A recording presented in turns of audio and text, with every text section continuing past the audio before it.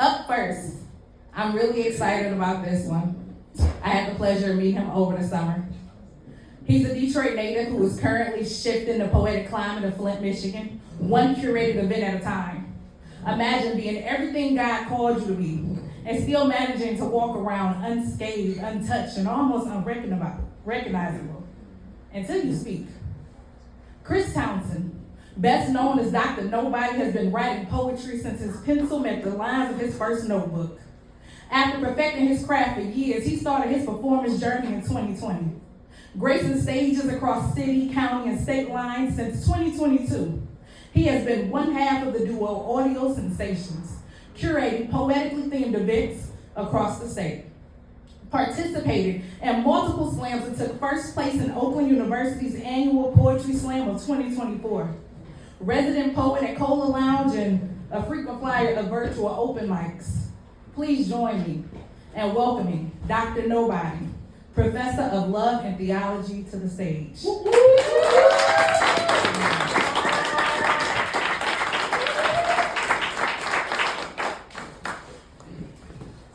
Hopefully I can live up to that shade. I have no idea who she just introduced, but here I am. All right, class, my name is Dr. Nobody, and I'm the Professor of Love and Theology, or Love in Theology. As stated in your course materials, today's subjects are, for this course, is God's recognition, prevailing love, and debunking what we think of you, or love uncommunicated. If you have any questions, I'm available in the faculty offices Mondays from 2 p.m. to 6 p.m. And just as a quick reminder for the room, to get the best out of this evening, we'll need you to do three things. That's all the professors. We need you to listen intently, allow the professors and I to challenge your way of thinking, and then engage and be willing to ask and answer questions. First question for you all. What does God's love look like? So the person that just said, let me hear it from you. Just spit it out. Abundance. All right. Anybody else? Just throw it out. Everlasting. Like it. Unconditional. Love it. Anybody else? Sunshine. Love it. Anybody else? A story. I love that. Well, for this course, the lesson is old ranger, cold stranger, on their way to bold discoveries of land masses and closed caskets made of wood habits, taking me 6 feet deeper than hell, deeper than well-being in the twists and turns of a schizophrenic mind, deeper than cells freezing over a digital divide. For you and I, it's more than the cost of pride and a haughty spirit that comes before we all fall down. We're all bald now from pulling out our hair in despair, each fistful a representation of pit bulls chasing us through alleys in the daytime. And they like, you just gotta run faster. But nobody used that insight to get the canines off the street or train them to be meek. They just used the American Staffordshire Terrier to make our neighborhood scarier. It was like running a gauntlet through inner city mercenaries and Monday's classroom take-homes and war zones where choices seemed limited, like get frostbit or take the sentiment that we were given it, never wished for it, but the decisions were imminent, all on a walk alone. Now I know what you're thinking, I know you're reasoning, it's you you're believing in, and that's a mistake. Let me expand a bit. We've become our own gods, little g. With our social media followers, little we, presuming we can solve problems with a little d, or a little v, or a little chi. No matter which, all lead to a little bleed, because the period in which we allow ourselves to suffer leads toward a little leak, a little we. Never made into our God-given authority because we signed over our rights to a little thief. I mean, it seemed higher than we. It appeared wiser than we. It gleamed brighter than we. But the day star was really tired of us thinking we were better than he. Because he got himself thrown out, and we received more chances than we deserve, still operating in absurdity, concluding the creature knows better than the creator, deducing his divine order was just guidance to consider and not follow, assuming he will let us borrow his timeline and we can post whatever we wanted, with no fines, with no record of wasted talents and signs. There is something greater than self in a team. Big G. All you've been waiting for, and you'll find it if you reach for it on your journey. Peace.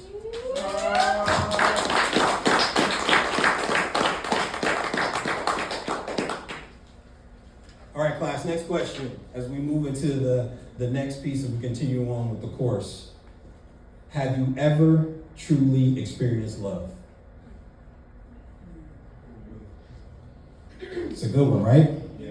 All right, so if anybody's willing to answer the question, raise your hand. If you can describe it a little bit, it could be in one word, it could be in two, it could be a sentence, phrase, or a story. Have you ever? Yes. When I was in the 8th grade, this was the time where I had a boyfriend. I don't do that no more. Gotcha. I was playing with the youth ensemble, the DSO, and I've been there for quite some time, but just randomly, I was looking up the same person I've always seen. I've never talked to this girl. See where this is going? We got it. And nothing about that day was ordinary for me. I think I could almost, I've never stopped thinking about that young lady. We're still friends to this day. And to be honest, that's all I need. And to me, if that's, I don't know what else that could be other than denial, delusion, whatever I moved on a long time ago, but I know plenty that if there was anything that they needed, if a friend is what that may be, then I'll be that. And for the future ladies that I date, don't let that in the 8th grade. That's not a red flag. I think of it as kitty love. But have I experienced that again? No. But I think if I have, I know exactly what it will be, and I know that if that person ever needed me to be anything, that's what I would be. Love that. Love that. Anybody else want to jump in real quick? I know my mom loves me, and I know my nephew loves me, because it's an unconditional, no matter how I show up, they still love me and treat me the same. Yeah, love it. And somebody over here had a hand up. Yes. It was me. I would just say 2 words. My husband and grace and sacrifice. Love that. Love that. On my journey to be loved, whether that was from a parent or a sibling or from friends or from my wife, I'm as old as the dean. Secret. I'm as old as the dean, right? So on my 25-year journey of marriage, my wife and I just celebrated 25 years last year.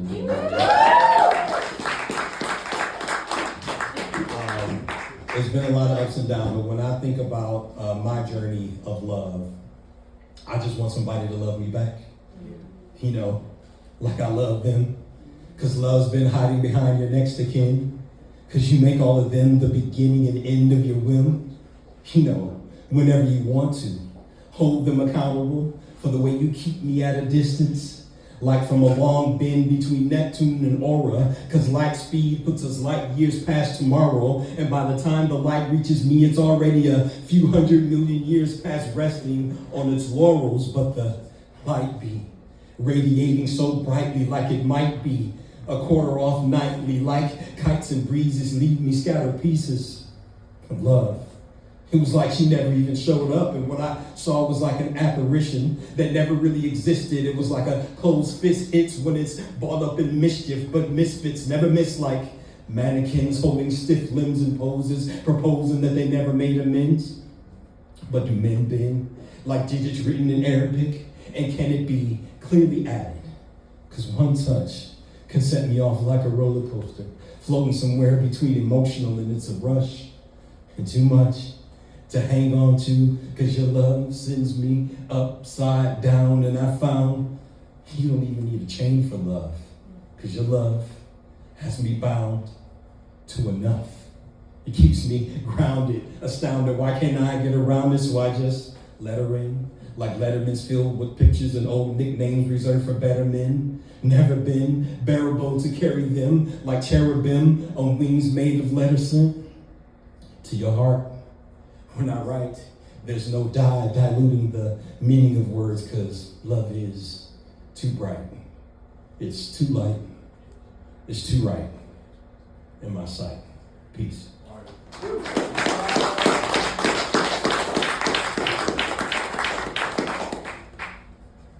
All right, so this was going to be real important for the men and women in the audience. This last question is, what do you think men believe about you? Or how do men show love? Fellas, you can answer the question too. How do men show love is the secondary part of the question, is what do you think men believe about you? I wouldn't know that. Okay.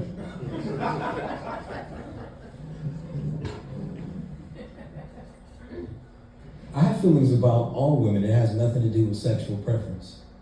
I have a specific feeling about all of you and what I think of you. And I think this next course of study is going to be kind of debunking what society says we think of you. Or if you're scrolling through social media, you'll see a lot of the men this and men that and what we say about each other and what we think and feel. And this piece kind of spawned from, I'm tired of other people speaking for me. I wanted to be known what I think and what I feel. Yes, ma'am. I love you, but I'm not good enough. Ooh. Can you expound on that just a little bit, the not good enough part? It's like, I love you, I understand like what I need to do as a man to be there for you, but I'm not willing to do that right now, or I don't want to do that right now. Okay. I want to be someplace because this is more comfortable. Okay. Someone that's deep. Somebody, yes. Emotional. You need to be emotional. Okay. Yes. I do. But that's not a bad thing. In the back.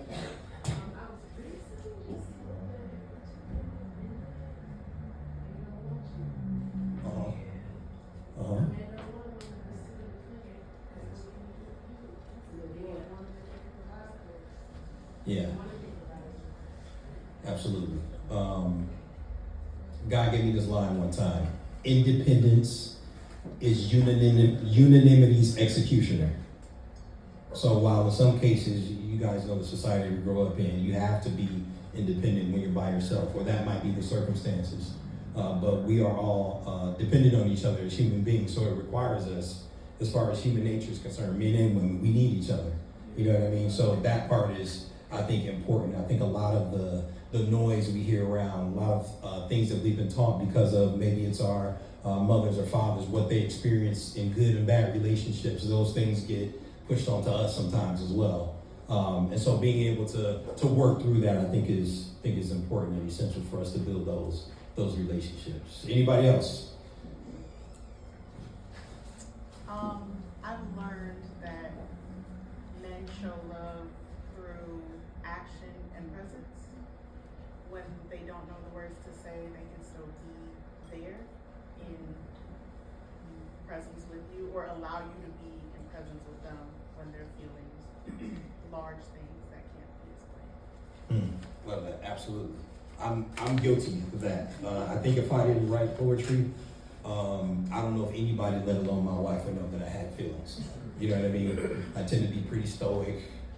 I talk when I have something to say, you know what I mean? But getting into the deep thick of it doesn't happen too often. So this is debunking what we think of you. Fellas, I need your help. At the end of this piece, if I said anything that resonates with you, Just hold up a fist or stand up, all right? And then ladies, I want you guys just to pay attention around the room, and hopefully we can debunk what society and what others tell us we should think about each other and how we love women, all right? I'm mortified. Your experiences didn't lead you to believe otherwise. Our thoughts of you were genuine. Despite what society or feminists have told you, we open doors because you are worthy. And if you've walked behind, it's not for subjugation, but for protection. Because men know beautiful faces become wind whipped without a windshield. The truth about what we think of you has been twisted and shifted into some misshapen, disfigured, grotesque lie. And they, whomever that might be, baited you with it. Even so, you've taught it to your daughters that we are your nemesis. If you trace us back to Genesis, there's no me without you, no he without she, in whole or in parts, and together we became the perfect addition to what love needed. Oblige me. And don't let anyone tell you how we feel about you, what we believe and respect to you, or how we perceive you. Not even in your own thoughts. You know how much we lie under the oaths of our own opinions. But you are magnificent, beauty incarnate. In case we failed to tell you, and if you can't see it, a fair maiden is more than just what's understood as a pretty face. But I trace beauty as the beholder, and if I could be so bold, I find your creativity, sense of humor, perspective, strength, softness, thoughtfulness, attitude, aptitude, and gratitude irresistible. You're like a powerful flower for those who can't see, but not all have the same vision. If anyone can't see it, is because they choose not to, blinded by their own self-hatred. Because it's quite obvious that you are made of the purest of elements. Nitrogen and oxygen, you know the components air is made of. And you make breathing easy and cause the earth to expel carbon dioxide, then recycle it into something life-giving, sprinkled with a little bit of that flavor. I'm saddened that you couldn't see it in yourself, because life is not worth living without you. God even knew that, and in his infinite wisdom, he established you, woman, more than suitable, more than unusual. If you need to be reaffirmed, let me have the honor. Wars have been fought over you, mountains have been climbed, rivers have been crossed, lives have been lost for you. I find myself in despair knowing that no fool has properly expressed his love for you. Benevolent being, light among beings, I die 1,000 times just to spend one day with you. Woman, value immeasurable. Rehearse these words until you believe it, till you be it, that is love encapsulated, until you can't stand and you explode into a burst of colors, leaving trails of your visitation all over the planet. You, spring and fall strolls wrapped into a new day. You, jewel of the Nile, everlasting sunrise, oasis in the desert. You, rarest of pearls, bright and evening star. You, first wonder of the world. I marvel at God's master craftsmanship displayed through his masterwork. You, masterpiece. Peace.